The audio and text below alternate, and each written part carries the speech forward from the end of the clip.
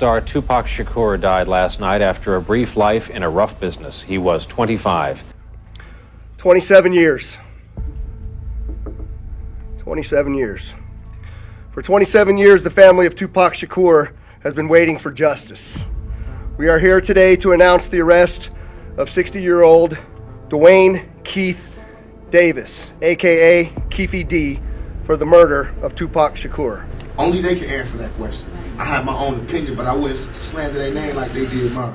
I wouldn't say things that I knew, you know what I mean? I believe so. I do believe so. Would you be comfortable saying that you believe Diddy had nothing to do with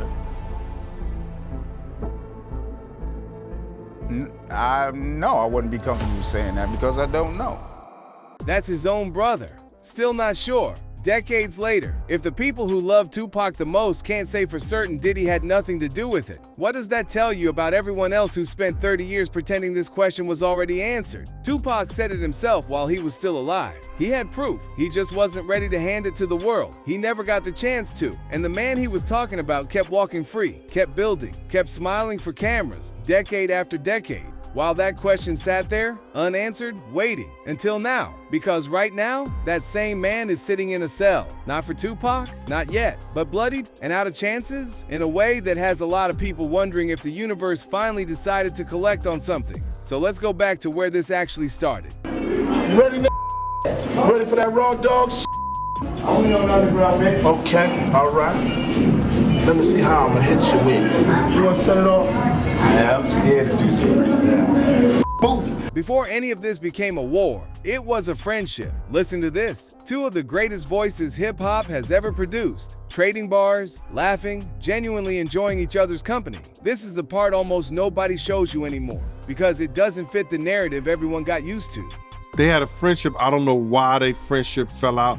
Their friendship was before before Biggie and Pop.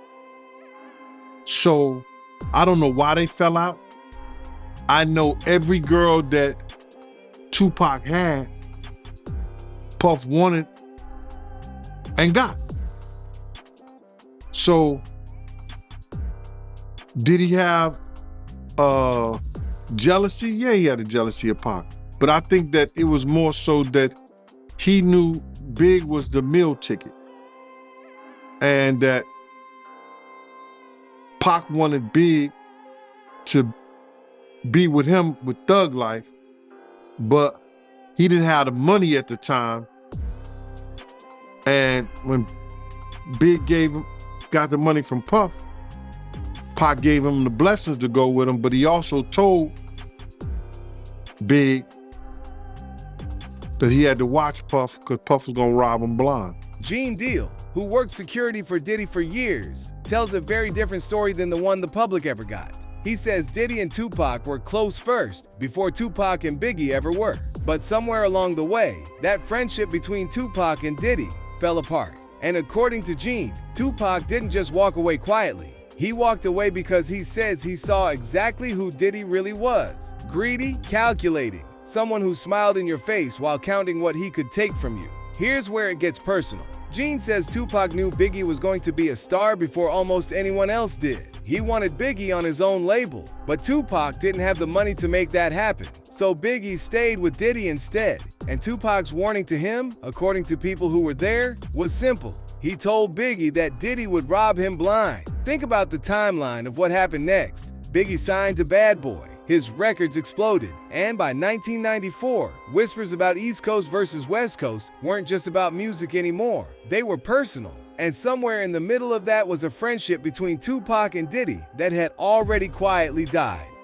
I was having concerts, they were sold out, white boys, Mexicans, blacks, and they would do whatever I said. I could tell all those people in the audience to turn around in a circle, and they would do it. I was having love, like undeniable love, and I was scared. I was scared that I would come to a town and I have the leader of the gang there telling me, what do you need? I was scared, but so was America. So was somebody else, because all of a sudden I had all kind of legal problems. And you have to think about this. I had a clean record for 20 years. A clean record, living in the ghetto, in the gutter, no record. What about my morals then? What about my character then? You know what I'm saying? In 2 years that I start raising noise, that I start being publicly viewed, I've had a record. And now it looks like I'm a criminal who has no way of being reformed. But all of these came one after the other. Do you understand? Now go back and listen to Tupac himself. In his own words, from 1993, he talks about selling out arenas, making white boys, Mexicans, and black kids all move exactly how he told them to move. Real, undeniable influence. And then, almost overnight, legal trouble started stacking up. Case after case. He says it plainly. 20 years with a clean record, living in the ghetto, no record at all. Then 2 years of fame, and suddenly, the system decided he was a criminal beyond reform. He's not being paranoid here. He's asking a real question. What changed? Not his morals, not his character, just the size of the crowd listening to him. I trip off because it happens out of nothing. It just goes, you know, everybody just be screaming and acting, and I just trip. I get uncomfortable, and it's like similar to a deer being caught in the headlights. I just freeze, you know, and I don't know what to do. I don't know if I should be what they want me to be, or if I should make them hate me so they can stop. You know, like say something mean so they can just stop. But I'm just like caught in the middle of it. Now put that next to this. Tupac describing the East Coast, West Coast rivalry itself, and hinting that it wasn't as organic as the world was told. Outside forces, in his words, fanning flames that benefited from him and Biggie destroying each other publicly. Remember, this is the same era as the infamous Quad Studios incident in New York, the one that left Tupac convinced Biggie and Diddy had something to do with it, an accusation Biggie denied until the day he died. Whether that's true or not, it's the moment that turned industry tension into something that felt like war. Puff and Pac was cool at one time. We know this. Mopreme said that they was gonna sign the Bad Boy. So if he's gonna sign to Bad Boy, it was because of Corey and them. I put that picture on the internet. I put the picture on my channel of Corey Jones, is Corey Jones, Corey Jacobs? I think Corey Jacobs and Pac right next to each other. Those was the real bad boys of Bad Boy. You understand? Those are the ones who got the 9/16 to life sentences. That Pac was gonna go and be with them first. But then Mopreme said, when it became just Big and Puff, because Corey and them went to jail, he changed his direction. But nobody know why Pac and Puff fell out like they did. You understand what I'm saying? Nobody know why. But Puff had an obsession with him for whatever reason it was, because he started wanting to act. He started wanting to rap. He had an obsession so bad that at his Grammy Award winning speech, he used the same speech that Pac used. That's And here's where Gene Deal says something that should genuinely unsettle you. He describes Diddy as obsessed, not just competitive, obsessed with Tupac, wanting his swagger, his danger, his street credibility, wanting to essentially become him. That's not typical industry rivalry. That's something closer to envy curdling into something darker. Do you think Pac was leaving Death Row? I mean, shit, he had 3 album deal. He dropped 2 already, was working on the next one, and he said he was going to do his thing with Quincy Jones. And here's what makes everything that happened next even harder to sit with. Daz says Tupac had already dropped 2 albums under his deal with Suge Knight, working on his 3rd, with plans lined up afterward to work with Quincy Jones himself, one of the most respected names in the history of American music. Tupac wasn't spiraling. He was building towards something bigger than anything he'd already done. He just never got the chance to finish it. That's why they get hell now. They can't sleep. That's why they telling all of the reporters and all the people, why they doing this? They because they ain't happy. They can't make money, they can't go anywhere, they can't look at themselves, because they know the prodigal son has returned. I'm alive. The ghost is walking around. You know what I mean? And I'm alive talking. It was never a beef, it's only a difference in opinion. That's like me being mad at my little brother because he getting cash now. You know, I'm not mad at that. I'm just mad at my little brother when he don't respect me. And when you don't respect me, I'm gonna spank your ass. I don't give a what you got on the block. I'm your big brother. I will break your big ass down. Everybody that thinks that I disrespected or I love my East Coast fans. I'm from there. I'm eating New York pizza. I drive New York Jeeps. Want to hear New York. But I'm saying, let's keep it real for a second. If you have the love of music that you are, study. Go back and study. Study why I would be mad. Study why I would be mad when half of the major New York rappers, or they managers, or they agents, or they somebody was there when I got shot, and nobody couldn't give me no information. Just study that. That's all I ask you. If you're gonna act like you a gangster or a G or the king of New York, I'm expect that. And when you don't come through, then I'm gonna crush your empire, and that's what it's time for. Why is it suddenly a nigga tripping when I do it? Why everybody else could have a war, have beef within the music, talk about differences, and it's okay, it's music, it's hip-hop, it's groundbreaking. When I do it, it's war. This interview surfaced years after most people assumed there was nothing left to find. Fans believe it was recorded and released after the incident everyone thinks it's referring to, which makes every word in it land differently than it would have back in 1994. And the person who allegedly leaked it wasn't a stranger to any of this. It was Gene Deal, the same man who spent years standing physically next to Diddy, only choosing to let this out after he'd already walked away from that world entirely. Ask yourself why someone waits that long to release something like this, and what that says about what he was protecting, or who. I wouldn't say things that I knew, you know what I mean? I believe so. I do believe so. I have proof things that I can say that will back up my claim, but this is not for the world to know about. You know what I mean? It's between me and him, and only he knows. So every time he say it didn't happen, or that's the only thing that makes this become an issue to everybody. Because you seen what I said in the Vibe article. I basically bowed out and was gonna go ahead about my life. The next issue, that wasn't even the next issue, because them cowards waited about 4 issues before they got their story together. 4 issues later, half of New Yorkers commenting on me getting shot. And before, they was all like, we didn't see nothing. In the first issue, read it, Vibe viewers. Nobody seen shit. The 4th issue, when they came back with a reply, everybody knew what I did. They knew what I said. I was acting. Who gets shot 5 times in acts? Oh, I didn't get shot 5 times in their vision. I only got shot once because they found the bullet. The police found it, but now they the cops. Now they doing detective work. They found the bullet. Oh, you found the bullet, huh? So what is this other shit? What was the doctors talking about? What? Can you explain these other holes in me? How'd I get gunpowder all over me? That insulted my intelligence. So yes, I did say Thug Life was there. Yes, I bowed out, all of that. But when they said that, they breathed new life in me. And Thug Life not only became a rap group, but it became a way of life for life for me. Because they disrespected me, my name, my family, what I had been through. They said that I couldn't be in pain. I could not feel, I could not be hurt. In my moment of pain, when I was shot 5 times in jail for a crime I didn't commit, compassion when I come out.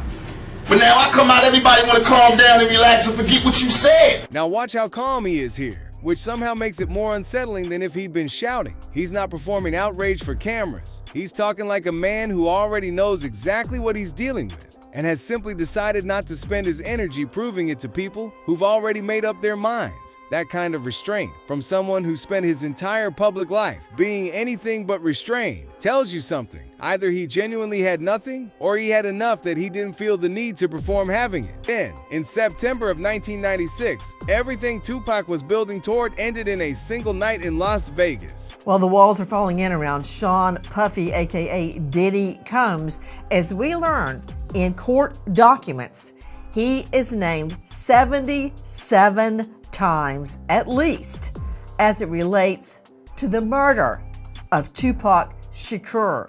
Now, it's a very long and circuitous explanation, but what it boils down to is the East Coast West Coast feud and allegations that he offered $1 million for the death of Tupac Shakur, even making a phone call just after the hit, claiming, was that me?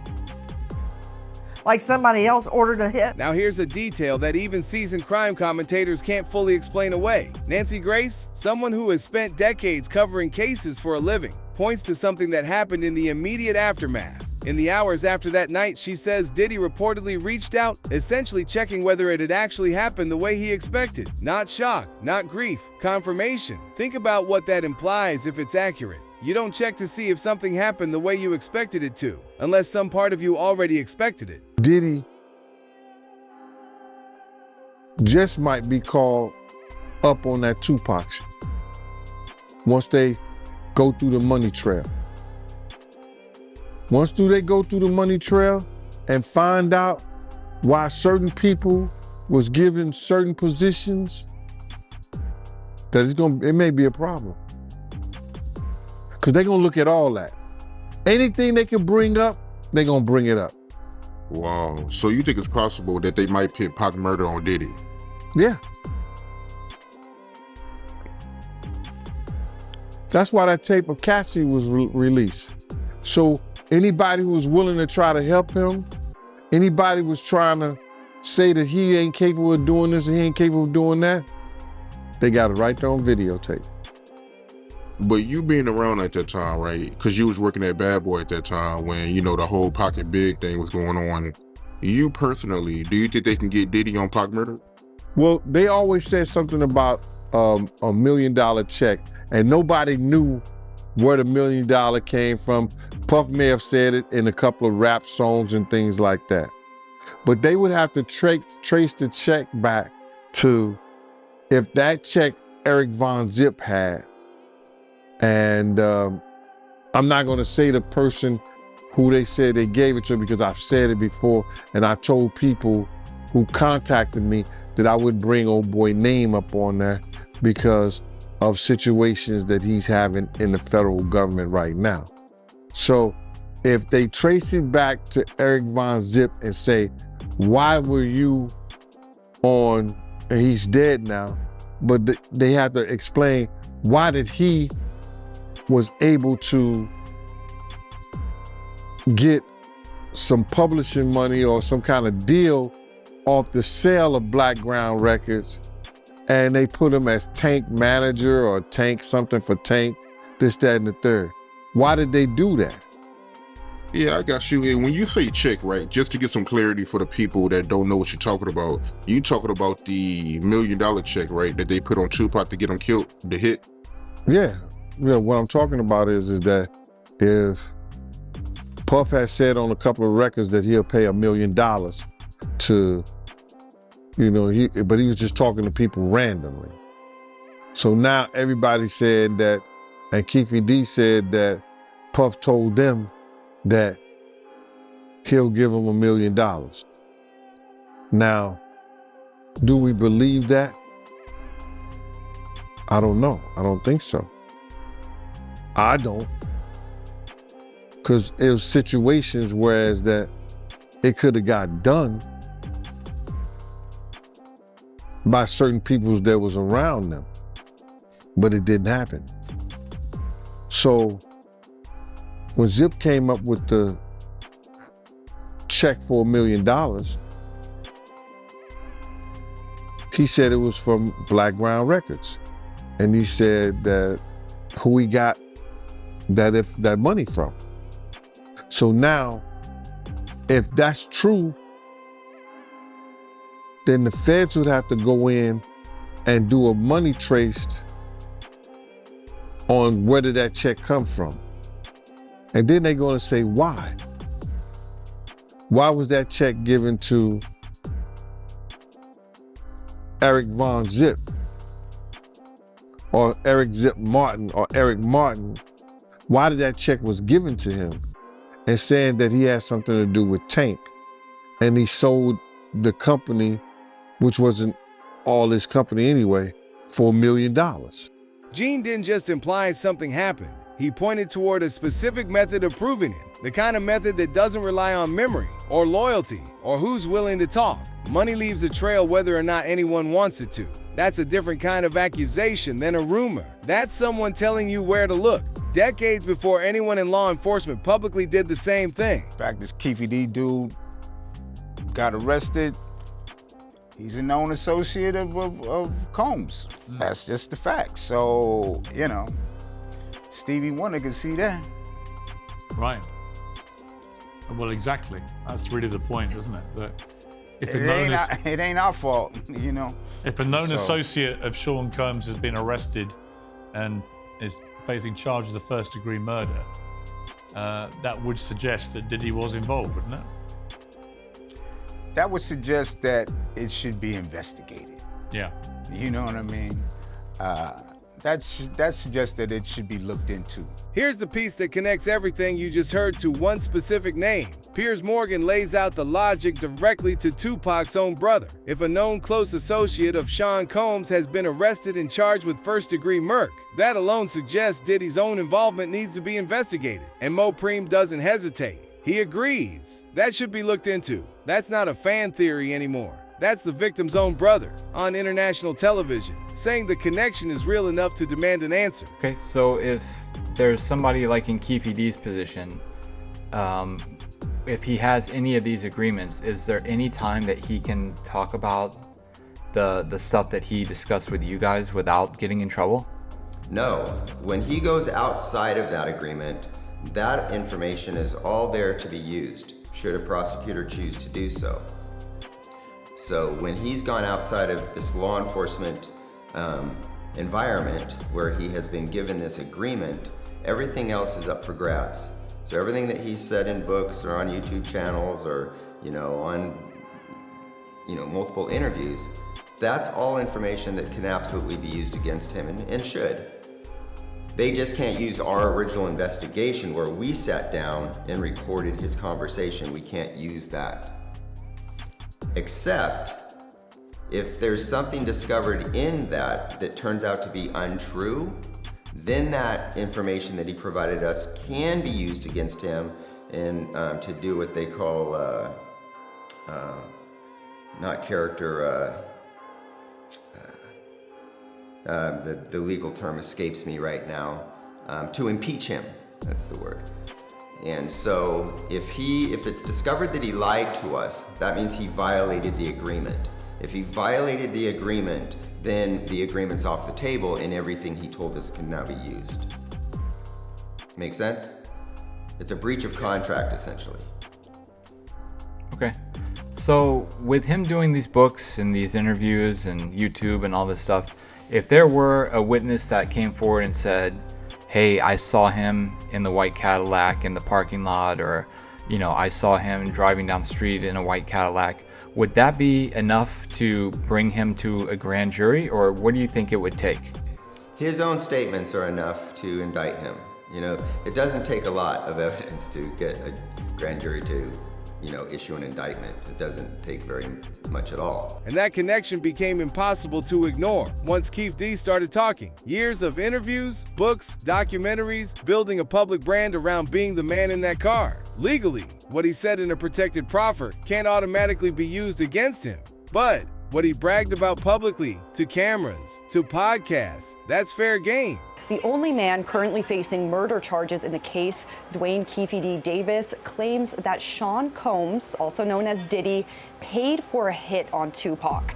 According to court documents, Davis made these claims in separate interviews, including one with Metro Police, suggesting that Diddy paid Eric Von Martin $1 million for the killing. This isn't a podcast theory or an old interview resurfacing. This is an actual news report, confirming that court documents themselves describe Keefe D naming Diddy directly, saying he was paid to carry this out. Once something like that exists in an official document, it stops being speculation people can wave away. I believe the Keefe D story, and I'll tell you why.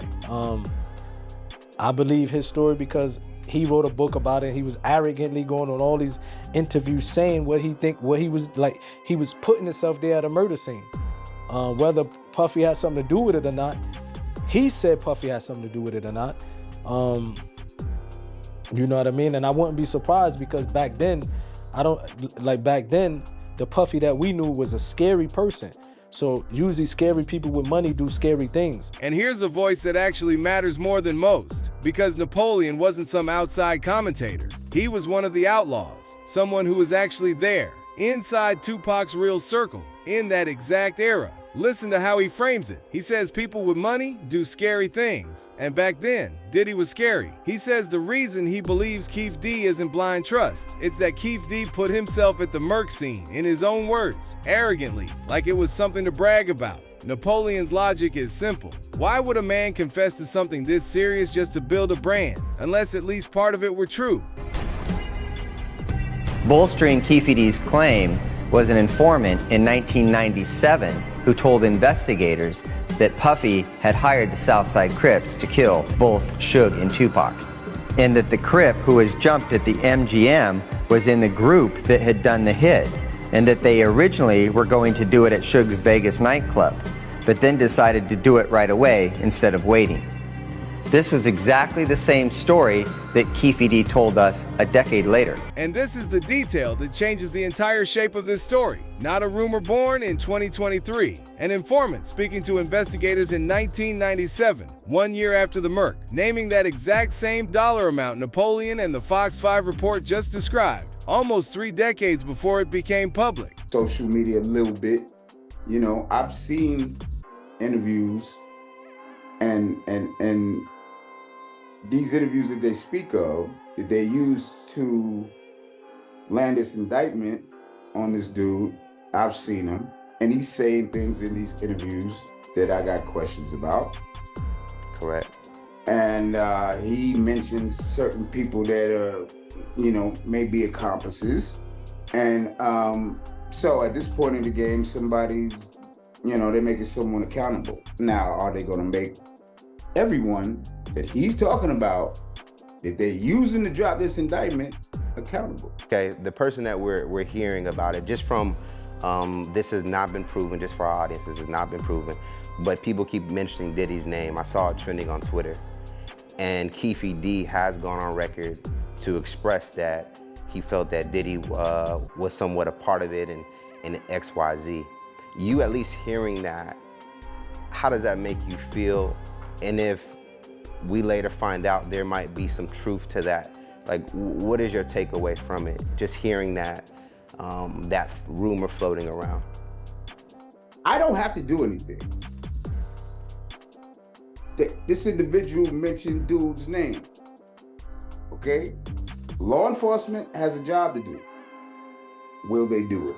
And even now, Tupac's own family isn't fully convinced they've been told everything. Not anger, not accusation, just an exhausted kind of suspicion toward institutions that spent 27 years asking them to be patient. Would you be comfortable saying that you believe Diddy had nothing to do with it? No, I wouldn't be comfortable saying that because I don't know.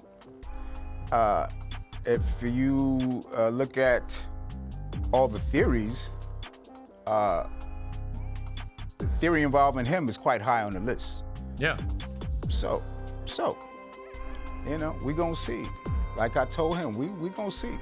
Listen to how he actually answers this. Not a denial, not a confirmation, just a man who has spent almost 30 years being told to wait, still waiting, still unwilling to close the door on the one name everyone keeps circling back to. And that's exactly the problem. Because while Tupac's own family is still saying, we're gonna see, the rest of the world stopped waiting a long time ago. Cases went cold, suspects died, except one. One name on that list is still alive, still walking around, still, until very recently, completely untouched. So while the grieving brother sits with 30 years of unanswered questions, let's look at what's actually happening to that name right now.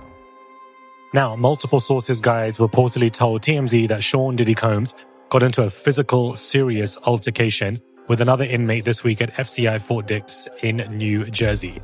According to the report, the confrontation began after another inmate allegedly disrespected and dissed Diddy, who then allegedly chose to confront him. Sources claim the two inmates got into a major scuffle, and they reportedly pushed each other and exchanged punches and tried to choke each other out, and that Diddy basically completely lost it. TMZ sources say Diddy held his own during the fight, and that prison staff allegedly intervened and quickly separated both inmates, but that Diddy was very heated and took this very personal when this particular person tried to confront him. I'm honestly quite surprised this hasn't happened before. So here's where the story catches up to today. Multiple sources are now confirming details that, according to reporting, wouldn't shock anyone who's actually been paying attention to this man's pattern for years. Not an isolated incident, a continuation of something that's apparently followed him for a long time. I'm an American citizen. They act like I'm guilty before I even, get a chance. Let's not rush to say I ran. This is wrong. He claimed he previously made an immunity deal with the federal government. Crazy felony, all my amendments and constitutional rights. I'm never supposed to be put in jail for this.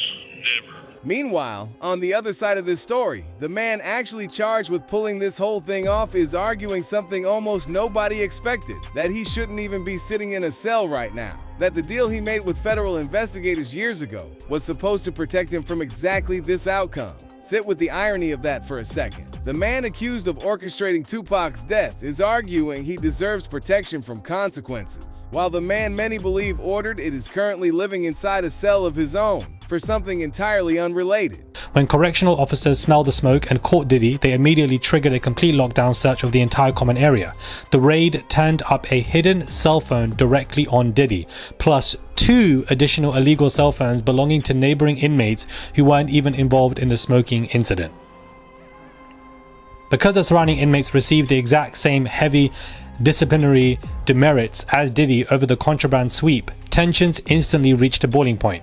Our insider reveals that one furious inmate confronted Diddy directly for ruining their clean record and bringing heat to the cell block. Words were quickly exchanged and the argument exploded into a bloody, violent brawl.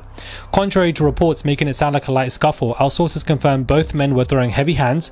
Diddy managed to hold his own and come out on top for the most part, but because the facility operates under a strict zero-tolerance violence policy, guards immediately broke it up and threw Diddy straight into solitary confinement. Now the work release for the summer is no longer going to be happening. He was set to basically come out in less than a month's time on house arrest. That has been essentially cancelled, is being reported. Smuggling in cigarettes, getting caught with an illegal phone, and throwing hands with a cellmate is a guaranteed way to strip away every single good behavior privilege that Diddy has basically worked for. All of those privileges, all of those good credits that Diddy has basically been working for from day one of being moved to the Fort Dix have essentially been cancelled. The disastrous fight has massive life-altering ramifications for Diddy's legal timeline. Prior to the incident, it was reported that Diddy was expected to be released in the next few months through a summer work release, transition basically to house arrest and also knocking a year off his sentence. Now, that early release has been cancelled. And this is the moment. This is what 27 years of whispers, unanswered questions, and quiet suspicion has actually turned into. Not a courtroom reckoning for what happened in 1996. Something far messier, far more physical, and in its own way, far more fitting. A man used to controlling every room he walks into, reduced to smuggling contraband like anyone else desperate enough to break the rules from the inside, only to end up on the losing end of a fight he clearly didn't see coming. Whatever chance he had at walking out of that facility early is gone now. Not because of Tupac, not because of Vegas, or 1996 or 27 years of theories, because of a decision he made himself behind those same walls in real time. Some people online are calling it karma. Whether or not you believe in that kind of thing, it's hard not to notice the timing. It is not like that. We live in hell. We live in the gutter. We got us stacked up 80 deep in one building. You know, by the time you get out your house, you strapped to protect yourself. Because you living in the same community that the police is carrying rifles and riot gear. Same, they need them riot, excuse my language, I'm so sorry. The same reasons they need the riot hat, the riot jacket, the flak jacket, the double vest, the 9mm Glocks with extra bullets, the tear gas, the mace, all that. Who do you think the police is using that against? Dogs? So we fighting the same villains that they fight in the street. But instead of them seeing us fighting villains in the street, we all villains. Is your generation the one that is picking up for where the Panthers left off, saying, all right, enough is enough? The generation before us forgot about the fight. We're picking it back up. Not only forgot about the fight, forgot about us. Yes, and we're picking it back up. But at this level, all we're trying to do is unite. And right now, as a year, we got 1 million people that's listening. Now we can tell them something. Now we can try to get them that way, and we might lose some. We might gain some, but we would never even have that audience had we not said what was real. You know what I'm saying? And the main thing for us to remember is that the same crime element that white people are scared of, black people are scared of. The same crime element that white people fear, we fear. So we defend ourselves from the same crime element that they scared of. You know what I'm saying? While they waiting for legislation to pass and everything, we next door to the killer. We next door to him, you know, because we up in the projects where it's 80 in the building. All them killers that they letting out, they right there in that building. But it's better, just because we black, we get along with the killers or something? We get along with the rapists because we black and we from the same hood? What is that? We need protection too. Finally, I want to ask you about something that Someone else asked you in the interview, and I thought the answer was interesting because I think it speaks to you and your generation a lot. Someone said, where do you see Tupac 10 years from now? You said, hey, I just want to be alive. That's real for you. That's so real. I made a metamorphosis. I'm a new person today because I used to strongly and honestly, I feel like I could represent my generation so much because I honestly did not care whether I lived or died. But now, I cannot die. Listen to this next to everything you just heard. He wasn't talking about prison brawls or federal indictments. He was talking about something much bigger, about entire communities living like they were under siege, protected by nobody, understood by even fewer. And yet here we are, decades later, still watching the exact machinery he described chew through another life connected to his own story. You've been able to see it all. Are you surprised at what is happening with Diddy right now? Very surprised. I'm ultimately surprised. Like, I don't be expecting none of this type of things to be happening. You know, like I say, when I was given my position of power and given my position of, you know, leadership, I like to take advantage of it and treat people good and make sure that people that work with me don't feel like they work for me. And when they're ready to leave, and if we have a misunderstanding, if there is a separation, it's ended on love. It's never bad vibes or anything of that nature. So I try to be a better boss based off of the bosses that I was around when I was just an employee or just an artist. So I try to like take the good things that they did and subtract the bad things that they did. Some of the things I didn't know what they did because I was only entitled to certain information as an artist or a friend.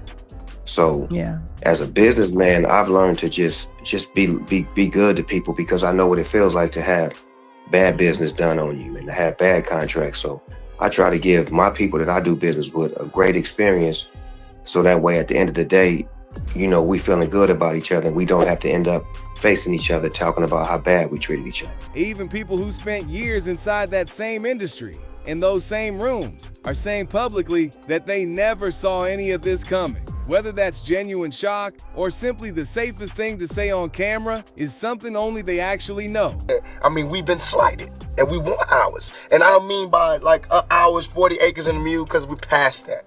But we need help. I mean, for us to be on our own 2 feet, us meaning youth or us meaning black people, whatever you want to take it for us to be on our own 2 feet, we do need help because we have been here. We have been a good friend. If you want to make it a relationship type thing, we have been there and now we deserve our payback. It's like you got a friend that you don't never look out for. You know, you dressed up in jewels. Now America's got jewels and they paid and everything and they lending money to everybody except us.